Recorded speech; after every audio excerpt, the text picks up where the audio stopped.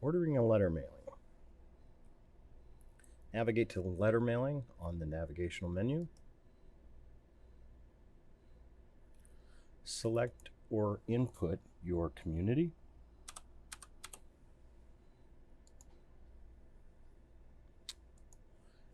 And we're going to browse for a label file. So this is our homeowner mailing list. Optional mailing description. There's a couple of options down here to add online voting. Include the account number in the return address. This is referring to the cover letter. And rush processing. I'm going to include my account number in the cover letter, and we'll proceed with that.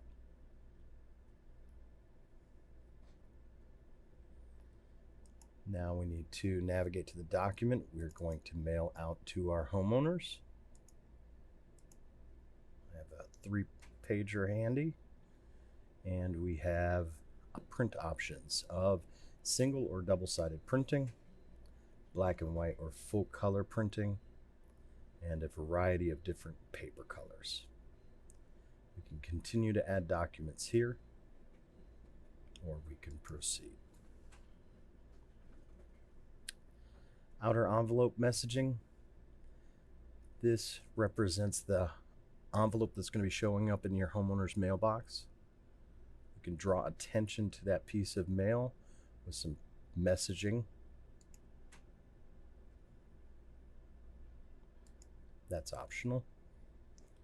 Digital delivery. This is whether or not you want to invite your homeowners to sign up for digital delivery.